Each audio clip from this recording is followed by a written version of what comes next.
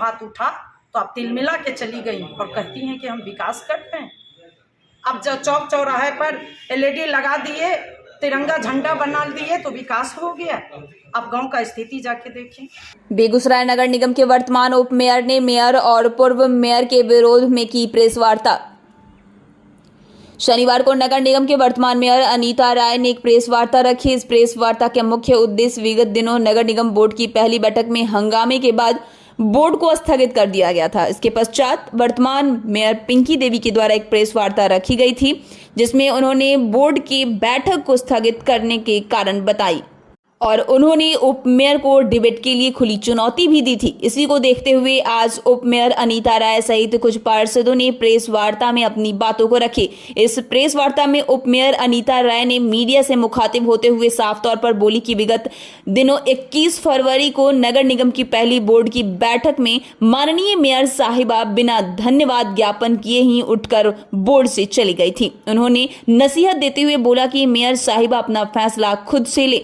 उन्होंने बोली कि मेयर साहिबा चाहती है कि वह जो चाहेंगी, जो बोलेंगी वह हम लोगों को मानना पड़ेगा, लेकिन ऐसा नहीं होने वाला है। उन्होंने बोली कि वे माननीय मेयर है तो 45 वार्ड के वार्ड पार्षद भी जीत कर आए हैं, वह भी माननीय है, उनका भी मान सम्मान है। इसको देखते हुए एकमत से नगर निगम क्षेत्र के विकास होना चाहिए। उन्होंने आरोप लगाया है कि 2 महीने बीत चुके हैं, लेकिन अभी तक बहुत सी ऐसी जगह है जहां लाइट की व्यवस्था तक नहीं हुई है और ना ही नाली की व्यवस्था हुई है। इसके जवाबदेही कौन लेगा? उन्होंने आरोप लगाते हुए वर्तमान मेयर पिंकी देवी पर बोला है कि वे खेमा में बांटना चाहती है। उन्होंने आरोप लगाया है कि विगत दिनों बोर्ड की बैठक में बिना धन्यवाद ज्ञापन किए बोर्ड से उठकर चले जाना उनके माननीय पार्षद के मान सम्मान को ठेस पहुंचाना है। उन्होंने मेयर पिंकी देवी पर आरोप लगाया है और बोली है कि अगर विगत दिनों में बोर्ड की बैठक में लोक लेखा समिति के गठन बोर्ड के सामने बोर्ड की मंजूरी से मेयर की उपस्थिति में एवं अध्यक्षता में गठन कर दिया जाता है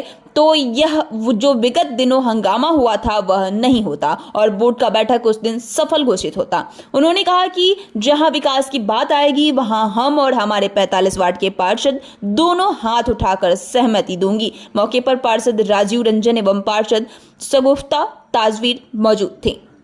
बेगूसराय से संवाददाता दिनेश चौधरी की रिपोर्ट। आज का पीसी का एजेंडा हमारा यही है कि हम नहीं चाहते थे खेमेबाजी। बार बार उनके द्वारा आज के पीसी में कल के जो उन्होंने पीसी किया है उसमें हम लोगों को आरोप लगाया गया है कि उपमेयर और कुछ माननीय पार्षद नहीं चाहते कि विकास हो। मैं आपके चैनल के माध्यम से उनसे पूछना चाहती हूँ, जानना चाहती हूँ और अपने जनता जनार्दन को बताना चाहती हूँ कि ये 2 महीना में ऐसा क्या विकास किए जिसका विरोध उपमेयर ने किया। उनको लगता है कि उपमेयर मेरे विकास को रोक रहे।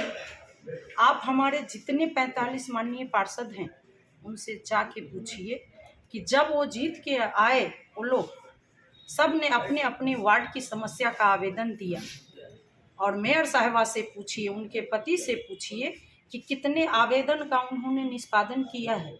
हम उनसे जानना चाहते हैं आपके चैनल के माध्यम से।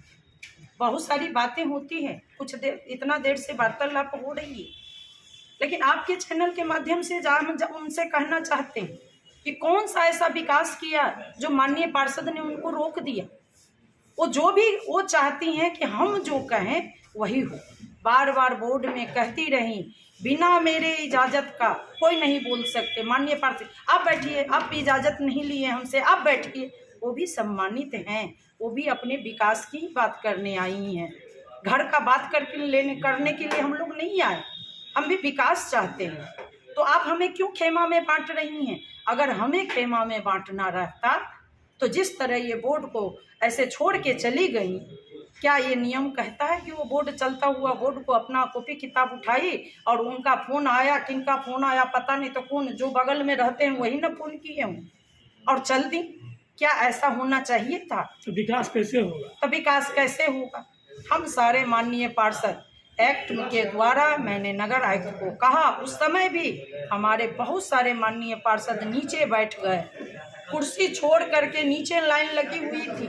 आप लोग उस समय नहीं थे। मैं आपके बार बार मैं यही बात कहती हूँ कि आपके चैनल के माध्यम से मैं अपने जनता जनार्दन को बताना चाहती हूँ हमारे माननीय पार्षद सीट छोड़ करके नीचे बैठ गए कि अगर मेयर साहबा बिना ऐसे कुछ कहे चली गई हैं कि दूसरे बोर्ड में हम बहस करेंगे, तो उप मेयर बैठी हुई हैं, हम सारे माननीय पार्षद बैठे हुए हैं, नगर आयुक्त बैठे हुए हैं और आज डिसीजन हमें लेना है। आप चुनाव क्यों करवाए? आपको अगर आज डिसीजन नहीं लेना था तो आपको चुनाव नहीं करवाना चाहिए था, हाथ नहीं उठवाना चाहिए था। जब आपके पक्ष में 9 हाथ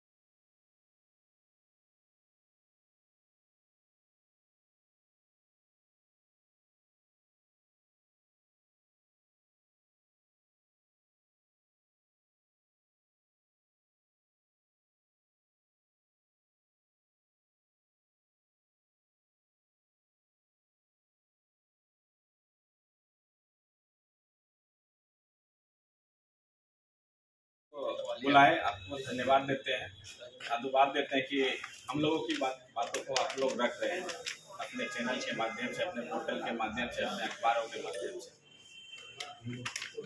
बोर्ड की बैठक में मैं भी माननीय पार्षद के हैसियत से यहाँ मौजूद था और बोर्ड की बैठक में मैं आया। बोर्ड की बैठक शुरू हुई और बोर्ड की बैठक शुरू होने के बाद आदरणीय मेयर साहिबा बैठक की इजाज़त दी, एजेंडा शुरू हुआ और आंशिक संशोधन करते हुए हम लोगों ने एजेंडा को स्वीकृति देता हुआ चला गया।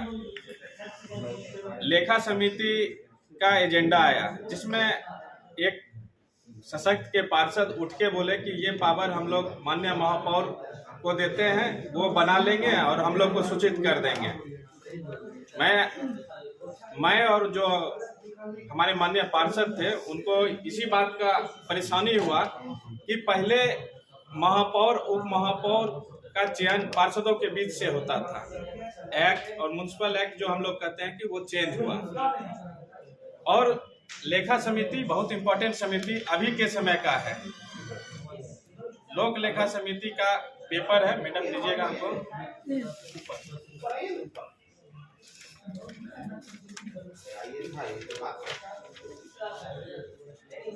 उसमें लिखा हुआ है कि लेखा समिति का गठन पहली बोर्ड या उसके बाद की बोर्ड में हो जाना अति आवश्यक है। लेखा समिति के द्वारा बजट का निर्माण होगा। इसमें लिखा हुआ है हमारा मार्च क्लोजिंग चलेगा। मार्च में बजट हर हाल में हम लोग को 29 मार्च से पहले बजट दे देना जरूरी होता है। लोक लेखा समिति का गठन करना इम्पोर्टेंट होता है। लोक लेखा समिति का गठन बोर्ड के जरिए लिखा हुआ है कि बोर्ड के जरिए होना है, तो हम लोगों ने आपत्ति किया कि लोक लेखा समिति बहुत ही इम्पोर्टेंट समिति होती है और इसका निर्माण बोर्ड के जरिए हो। पहले भी लोक लेखा समिति का गठन हुआ।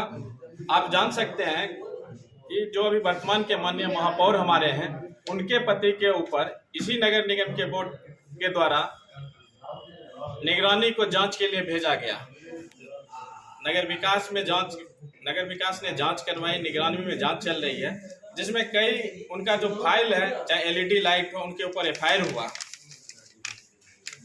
उनका जो कार्य करने का तरीका है कहीं ना कहीं दागदार था। हम लोग दिग्भ्रमित नहीं हुए, हम लोग को डर सताया कि लेखा समिति में कहीं ना कहीं पढ़ा लिखा आदमी को जाना इम्पोर्टेंट है और बहुत जरूरी है।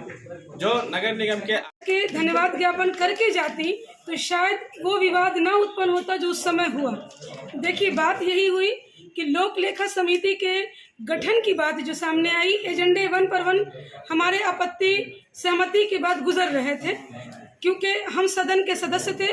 कुछ प्रश्नों पर हमें आपत्ति थी, कुछ एजेंडों पर हमने अपनी राय भी दी और चीज़ें आगे की तरफ जा रही थी। जैसे ही एजेंडा लोक लेखा समिति का आया तो हमारी मांग थी कि म्युनिसिपल एक्ट को फॉलो करते हुए लोक लेखा समिति का गठन बोर्ड की पहली बैठक में और आज ही किया जाए।